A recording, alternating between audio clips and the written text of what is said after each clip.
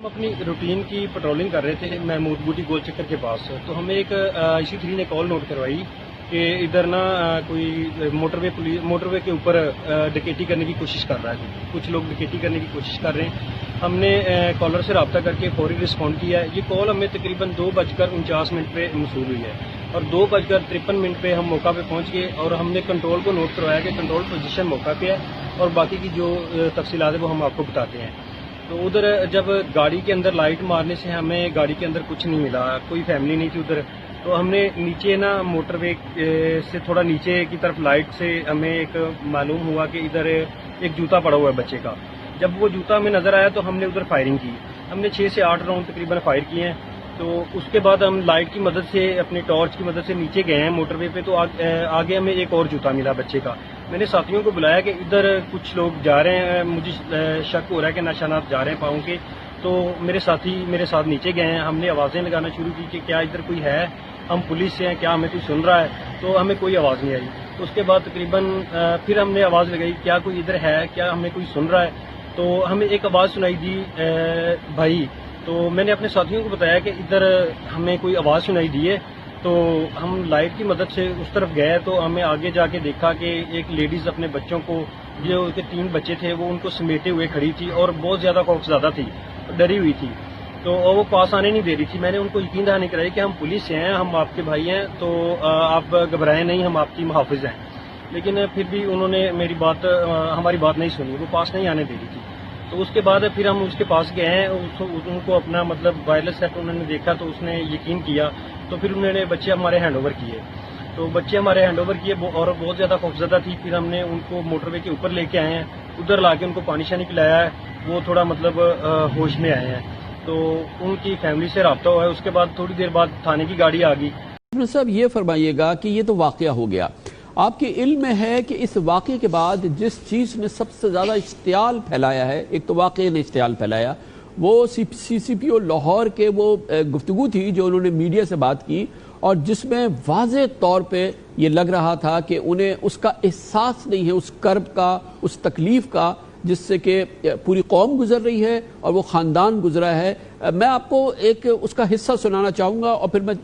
جاننا چاہوں گا کہ آپ کا اس پہ کیا رد عمل ہے۔ میں پہلے تو یہ حیران ہوں کہ 3 بچوں کی ماں ہے، اکیلی ڈرائیور ہے، آپ ڈیفینس سے نکلی ہو، آپ سیدھا روڈ لو، GT روڈ جہاں پہ آبادی ہے، اور گھر چلی جاؤ۔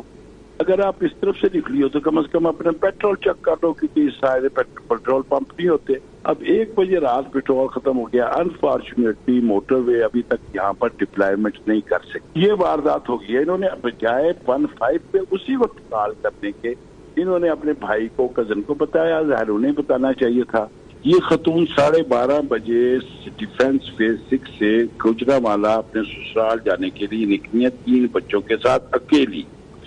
اور بغیر پیٹرول کا سرٹن کیے کہ میرے پاس پیٹرول نہیں ہے یا نہیں، یہ چڑھ گئی ہیں موٹر وے پہ۔ بہرحال یہ میں صرف انیشلی بتانا چاہتا ہوں، گاڑی ہرگز نہیں کی خراب ہوئی۔ 1 بجے جیسے ہی انہوں نے ٹول پلازا کراس کیا تو اس کی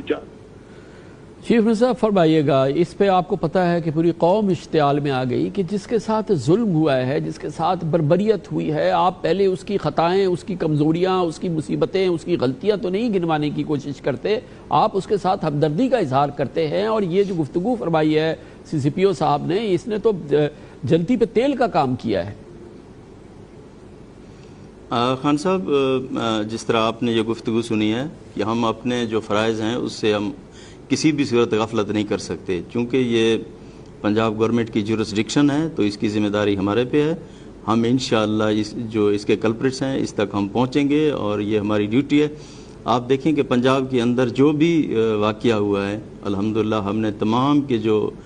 ملزمان ہیں ان کو ہم نے ٹریس کر لیا ہے، تو انشاءاللہ آپ تھوڑا وقت دیں تو یہ بھی انشاءاللہ اس کو ہم ٹریس کر لیں گے اور ان کے اپنے انجام تک پہنچائیں گے۔ آپ ٹریس کرنا یقیناً آپ کی اور آپ کی حکومت کی ذمہ داری ہے، اولین ذمہ داری ہے۔ میں اس گفتگو کی بات کر رہا ہوں جو کہ گردش کر رہی ہے اس وقت پورے پاکستان میں، میڈیا میں، سوشل میڈیا میں، جو کہ عمر شیخ صاحب نے آپ کے CCPO نے کی ہے۔ آپ نے کیا اس پر، آپ کا کیا رد عمل ہے اس گفتگو پہ؟ جی، اس واقعے کے اوپر ہم نے ایک کمیٹی بنا دی ہے جس کے ہوم سیکرٹری اس کو لیڈ کر رہے ہیں، تو انشاءاللہ ان کے تمام جو پہلو ہیں ان کو ہم انشاءاللہ زیر غور لائیں گے اور اس کا جو رزلٹ ہوگا پھر ہم پوری قوم کو بتائیں گے انشاءاللہ. لیکن عمر شیخ صاحب کی یہ گفتگو جس میں کہ وہ اس خاتون کی غلطیاں گنوا رہے ہیں اپنے ٹیلی ویژن انٹرویو کے اندر، اور جس سے کہ ان کا امیج، پولیس کا امیج، پنجاب کا امیج، آپ کی حکومت کا امیج بری طرح سے متاثر ہوا ہے. میں آپ کو یقین دلانا چاہتا ہوں کہ اس واقعے نے ایک جانب، اور دوسری جانب اس گفتگو نے پھر میں کہوں گا کہ یہ جو جلتی ہے اس پہ تیل کا کام کیا ہے. خان صاحب انشاءاللہ آپ دیکھیں گے اس کا ہر پہلو سے، ہر زاویے سے اس کی پوری انویسٹیگیشن ہوگی، اور جو ذمہ دار ہوگا اس کے خلاف ہم کارروائی بھی کریں گے، اور اپنی جو ہماری ڈیوٹی ہے اس سے ہم بھاگیں گے نہیں انشاءاللہ، اس کو ہم انجام تک پہنچائیں گے. خبر کی دنیا